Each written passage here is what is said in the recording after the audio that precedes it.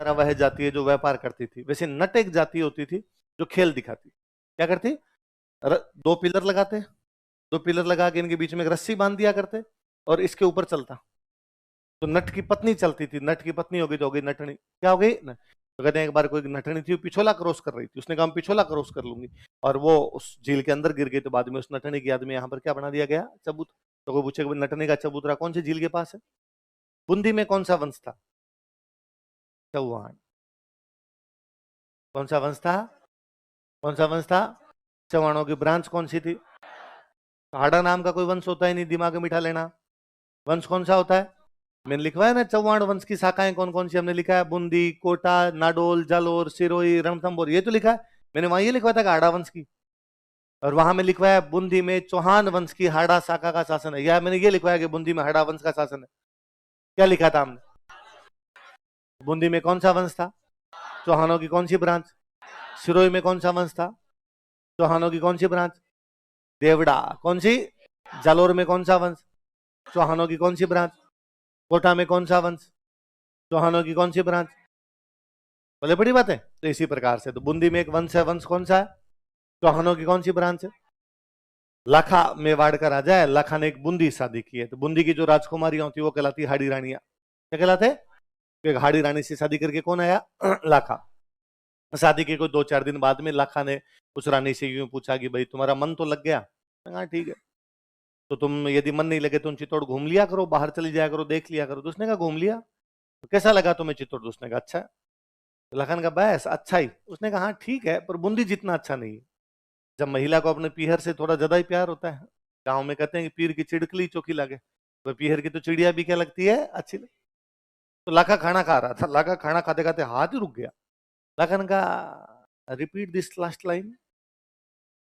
तो रानी ने कहा कि भाई चित्तौड़ अच्छा है लेकिन बूंदी जितना अच्छा। लखन का इसका मतलब पूरा नहीं देखा तुमने। रानी ने कहा देख लिया जी, पूरा देख लिया, बूंदी बूंदी है। लखन का वो आगे से रतन सिंह के महल, गोरा बादल के महल, पद्मिनी के महल वो देखे? अरे के डन एकदम पूरा।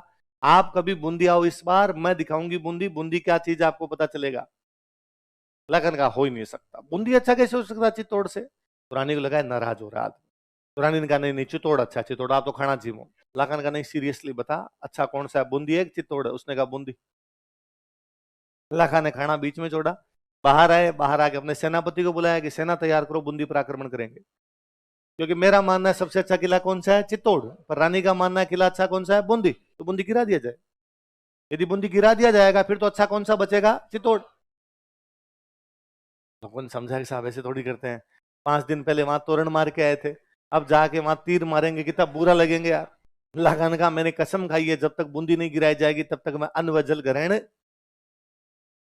लोगों ने जाके रानी को समझा कि डाकी को क्या कह दिया तूने इसको, और समझा इसको। रानी आई, रानी ने आका के अब मैं आपसे मजाक भी नहीं कर सकती क्या?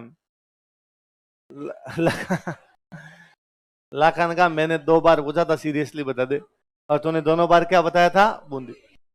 फिर कोई एक मंत्री जी थोड़े सियाने थे, उन्होंने कहा देखो साहब ऐसे मत करो, ऐसे तो बुरे लगेंगे, बूंदी पर अटैक ही करना है तो थोड़े दिन बाद में अपना अटैक कर लेंगे। एक बार एक काम करते हैं, अभी चित्तौड़ के बाहर एक कमरा बनाते हैं, उस पर लिखते हैं बूंदी का किला। आप गिरा दो, नकली बूंदी बनाते हैं। क्या बनाते हैं? नकली। आप उसको गिरा के एक बार कसम पूरी कर लो, खाना वाना तो खा लो, फिर बूंदी पर कभी भी अटैक कर देंगे। लखन का जल्दी करो, भूख लगी हुई है, जो भी कर। तो चित्तौड़ के बाहर एक कमरा बनाया गया, उसका नाम रखा गया नकली बूंदी। क्या रखा गया? और नकली बूंदी पर अटैक करने के लिए लाखा जी गए, सेना वेना लेके पूरा माहौल बनाया एकदम कि बूंदी पर आक्रमण करने के लिए जा रहे हैं। और पास में जाके लाखा जी का एक तीर मारो ये तो गिर जाएगा। और लाखा जी जैसे तीर मारने लगे, सामने से तीर है, लाखा जी का चेक करो रे कौन है। अच्छा, अपने आज भी रिवाज होता है कि जब बहन की शादी करते हैं तो अपने परिवार से कोई एक बंदा बहन के साथ जाता है। उस बूंदी वाली हाड़ी रानी के साथ उसका एक 15 साल का भाई आया हुआ था, उसका नाम था कुंभाहाड़ा। क्या नाम था? वो तीर चला रहा था, पकड़ के लाए। लाखा जी का ये आप वाला साड़ा ही है, ये चला रहा है। उसको पूछा तेरे क्या दिक्कत है भाई? उसने कहा मैंने सुना है ये जो आपने कमरा बनाया नकली बूंदी बनाई है। हाँ, मैंने सुना है इसको गिरा के आप अपने कसमें वादे पूरे करने वाले हो। अरे क्या साइड में हो जा, फटाफट करने दे यार। उसने कहा ना, बूंदी भले असली हो भले नकली, जब तक एक एक हाड़ा जिंदा है बूंदी नहीं गिरेगी। मेरी आंखों के सामने मैं कैसे इस बात को बर्दाश्त करूंगी? तुम अभी इसको गिरा के राजी होकर तालियां बजाओगे, बूंदी गिरा दी, बूंदी गिरा दी, और मैं खड़ा रहूं यहाँ पे। ये नहीं हो सकता। तो तू क्या करेगा? उसने कहा मैं लड़ाई करूंगा। अरे तुम अकेले? उसने कहा मैं मर जाऊंगा लेकिन ये बूंदी नहीं गिराने दूंगा जब तक मैं नहीं मरूंगा। फिर इस लड़के को मारना पड़ा, तब जाके बूंदी गिराएगी। नकली बूंदी की रक्षा करते लड़ता हुआ कौन मारा गया? नकली गढ़ दिदो नहीं बिना घोर गमसाण, सिर टूटा बिन किम फिरन असली गढ़ प्राण। जब नकली किला बिना लड़ाई के नहीं दिया, तो असली किला जीतने के लिए आपको कई सारे लोगों को हराना पड़ेगा, कई सारे लोगों को मारना पड़ेगा। फिर हमने पढ़ा था कि लाखा ने चित्तौड़ बूंदी के बम्बावता और मांडलगढ़ पर अधिकार कर लिया था, पढ़ा था हमने। तो वो आक्रमण उसी टाइम के आसपास का आक्रमण है। देखो वो एक कहानी सुनाती है कि किसी समय मेवाड़ में एक राजा है, राजा का नाम है रतन सिंह, और रतन सिंह के पास में एक तोता आया हीरामन। कौन आया? और उसने आगे रतन सिंह को बताया कि 7 समंदर पार एक रानी रहती है, बहुत सुंदर रानी है, तुम्हें उससे शादी करनी चाहिए। राजा उस तोते के पीछे पीछे गया, सिंहल द्वीप गया। हमारे इतिहासकार कहते हैं सिंहल द्वीप मतलब आज का श्रीलंका, आज का श्रीलंका। वहां गया, पर वहां रतन सिंह को पद्मिनी मिली नहीं। वह राजा के महल में रहती है, अपने पिता के महल में रहती है। महल में कैसे वो प्रवेश करे? तो कई दिन तो घुमा, जब दर्शन नहीं हुए तो वहां पे सन्यासी बन गया, जोगी बन गया, और 7 साल तक जोगी के बेस में घूमता रहा। कितने साल तक? 7 साल बाद में वहां का जो राजा गंधर्व सेन, उसने रतन सिंह को देखा और पूछा कि यार तुम तो अच्छे घर के मालूम होते हो, यंग एज के मालूम होते हो, और यंग एज में सन्यास क्यों धारण कर लिया, क्यों जोगी बन गए, क्यों जोग धारण कर लिया? और उसने कहा कि मैं तो तुम्हारी राजकुमारी से विवाह करने के लिए आया था और मिल नहीं पाई वो, तो मैं यहाँ जोगी बन गया। गंधर्व सेन को जब पता चला कि मेवाड़ का राजा मेरी बेटी से शादी करना चाहता और ये मेवाड़ का राजा है, तो उसने अपनी बेटी की शादी कर दी। रतन सिंह पद्मिनी को सिंहल द्वीप से लेकर चित्तौड़ आए और हंसी खुशी अपने दिन व्यतीत कर रहे थे। रतन सिंह के दरबार में एक व्यक्ति रहता है, उसका नाम है राघव चेतन। क्या नाम है? कहते हैं एक बार उसने पद्मिनी को देख लिया और इस बात पे बड़े नाराज हुए रतन सिंह, और रतन सिंह ने उसको बाहर निकाल दिया था अपने दरबार से कि तुम भाई महिलाओं को इस प्रकार से देखते हो। उसको निकाल दिया तो उसको बड़ी बेइज्जती महसूस हुई, तो उसको लगा मुझे क्या करना चाहिए, तो दुश्मन का दुश्मन दोस्त होता है। तो दिल्ली चला गया। दिल्ली का राजा कौन था? अलाउद्दीन खिलजी। और उसने अलाउद्दीन खिलजी को बताया कि भाई ऐसे ऐसे करके एक राजकुमारी रहती है, तुम्हें आक्रमण कर देना चाहिए। तो चित्तौड़ पर अलाउद्दीन के आक्रमण का कारण क्या था? पद्मिनी की सुंदरता था। और उसके बारे में बताने वाला व्यक्ति कौन था? राघव चेतन। और इस कहानी को आधार बना के 1540 में मलिक मोहम्मद जायसी ने कौन सी बुक लिख दी? पद्मा। और इस कहानी में कई जोड़ है। रतन सिंह राजा कितने साल रहा? देखो देखे, 1302 से 1303, तो 7 साल तक जोगी कब रहा? वो तो राजा ही 1 साल रहा है। फिर ऐसे तोते कहाँ होते हैं जो इस प्रकार की जानकारियां देते हैं? यदि ऐसे तोते होते तो सब लड़के एक एक तोता पाल लेते। वो तोता उनको बता देता कि पार्क में चक्कर लगाने से कोई मतलब नहीं, 3 गली छोड़ के मैं बता देता हूँ, वहां पर जाएगा तो थोड़ा मामला बन सकता है तेरा। अच्छा, तोते का नाम और पता है हमें? तो हीरामन। ऐसे तोते ने अगर रतन सिंह को कहा होगा कि माई सेल्फ हीरामन और आप मेरे साथ चलिए। अच्छा, सिंहल द्वीप मतलब श्रीलंका, कैसे गए? मेवाड़ से श्रीलंका जाने क्या साधन थे? कौन कौन से रास्ते हैं बीच में? कहाँ कहाँ रुके थे आप? श्रीलंका का उस समय का राजा कौन है? गंधर्व सेन। श्रीलंका में उस पूरे 300 साल में गंधर्व सेन नाम का कोई आदमी नहीं है। एक व्यक्ति ने, किसी ने एक कहानी बनाई, हमने उसको इतिहास बना के पढ़ाना और शुरू कर दिया। रेडी अलाउद्दीन खिलजी ने पद्मिनी के लिए आक्रमण किया, तो फिर रणथंभौर पे क्यों किया था? तिमणा पे क्यों किया? जालोर पे क्यों किया? पूरे दक्षिण भारत पर अटैक कर गया था, वहां पर अटैक क्यों हुए? इसका मतलब आक्रमणों के कारण तो कोई दूसरे रहे होंगे, पर चूंकि भारत के लोगों को प्रेम कहानियों में थोड़े मजे आते हैं, तो इस प्रकार की चीजें थोड़ी जुड़ गई होगी। रहा होगा, पद्मिनी नाम की महिला रही होगी। राघव चेतन ने अलाउद्दीन को बताया भी होगा। अलाउद्दीन के आक्रमण का एक कारण यही भी रहा होगा, पर बाकी कहानियां इसकी जोड़ ली गई इधर उधर से। श्रीलंका वाली वैसे भी बात साम्यता बैठती नहीं। फिर अपने जो राजस्थान के सोर्स है वो ये मानते हैं कि पद्मिनी पुगल की थी। कहाँ की थी? बीकानेर में एक जगह पड़ती है पुगल की, पुगल की थी। और अपने बाकायदा दोहे हैं खूब सारे की, पुगल गडरी पद्मणि तू रानी सिरमोड़, जैसलमेर जलम लियोन परणी गढ़ चित्तौड़। पुगल गडरी पद्मिनी, हे पुगलगढ़ की पद्मिनी, तू रानी सिरमोड़, तू सभी रानियों में क्या है? सिरमौर है, मतलब सबसे ऊंची रानी है। जैसलमेर जलम लियो, तब बीकानेर होता ही नहीं था। तब पुगल कौन से राज्य के अंतर्गत आता था? जैसलमेर। तो तू कौन से राज्य में पैदा हुई है? जैसलमेर। परणी गढ़ चित्तौड़। और तेरी शादी कहां पर हुई है? तो अपने खूब सारी ऐसी कहानियां भी है, तो अपने इन बातों को तो मानना नहीं। मैंने सुना दी कि मैं ये कहानी नहीं सुनाता था, आप कहते अरे इंपॉर्टेंट बात तो सर ने बताई नहीं थी। बाकी ऐसी बातों पर अपने ध्यान देना नहीं। अच्छा, फिर 1303 में रतन सिंह की मृत्यु हो गई, पद्मिनी की मृत्यु हो गई। कहानी कब लिखी जा रही है?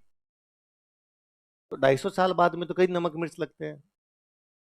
कहानी भी आज, मैं तो कहता हूं आज मैंने अभी आपको कहानी सुनाई है, आप 2.5 घंटे बाद में घर पे जाके सुनाओगे ना, या 4 घंटे बाद, 3 घंटे बाद अपने रूम पे जाके अपने दोस्त को सुनाओगे, तो मेरे वाले से 2-4 नमक मिर्च आगे लगा दोगे आप मेरी कहानी को सुनाते समय 4 घंटे बाद सर ने बताया था पद्मिनी सुंदर थी, वैसा हो पूछो मत, पानी पीती थी तो यहां से दिखता था।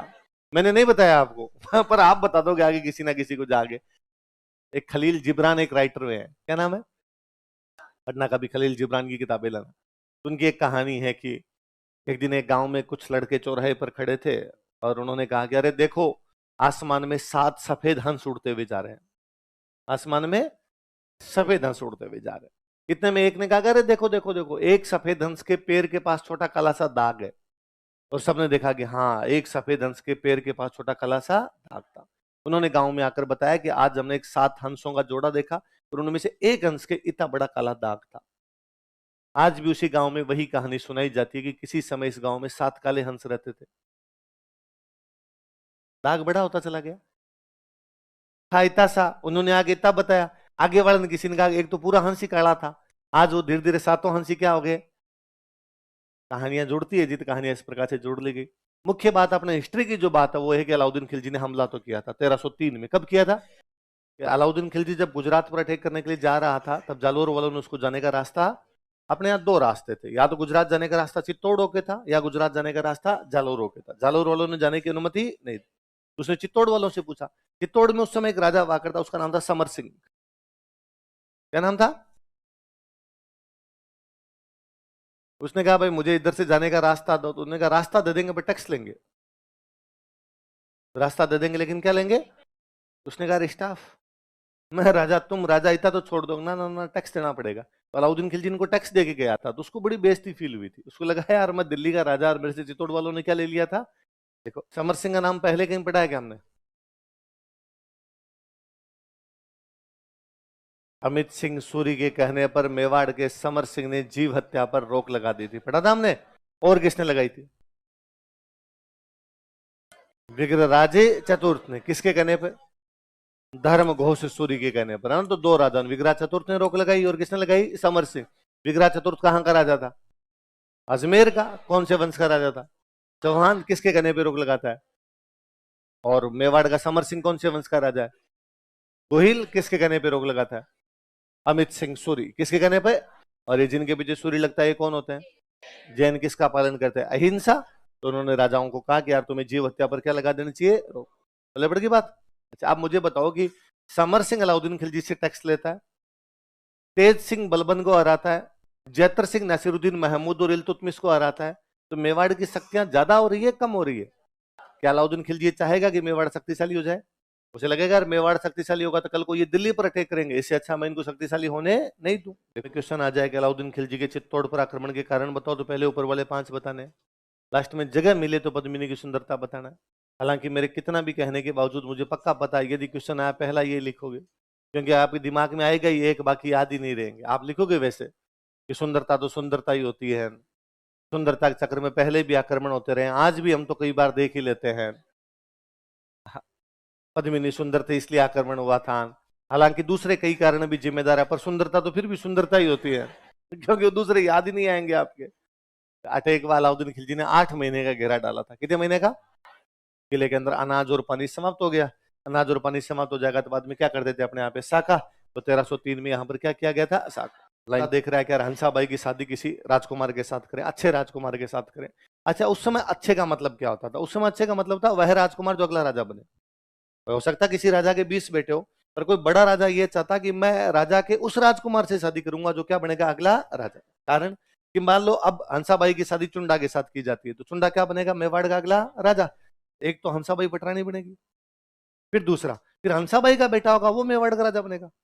तो मारवाड़ वालों को फायदा है कि उनकी बेटी का बेटा एक दिन मेवाड़ का क्या बन जाएगा? राजा। तो एक तो बेटी का घर सुखी, दूसरा जब इनकी बेटी का बेटा मेवाड़ का राजा बनेगा तो आपस में लड़ाइयां नहीं होगी, तो संबंध भी थोड़े अच्छे हो जाएंगे, ये ठीक रहेगा। तो हंसाबाई का रिश्ता किसके लिए भेजा गया?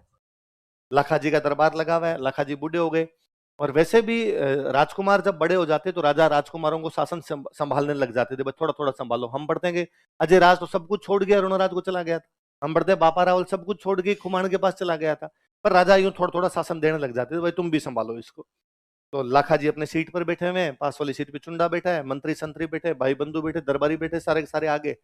और गेट कीपर आया, गेट कीपर ने आगे कहा भाई मारवाड़ से 5 दूत आए। कितने दूत आए? कहां से? लाखा ने कहा लाओ भाई अंदर। पूछा भाई कैसे पधारे आप, सब कुछ शांति है, कोई लड़ाई झगड़ा तो नहीं हो गया, क्या समाचार लेके आए? सब सब दया है, लाखा जी जैसा राजा मारवाड़ का दोस्त है तो हमें कोई लड़ाई झगड़े की चिंता नहीं है। पूछा भाई मारवाड़ के राजा रावचुंडा के क्या हाल है, कि सब राजी खुशी, तबीयत वगैरह ठीक है कि हाँ? बताओ तो क्या समाचार लेके आए?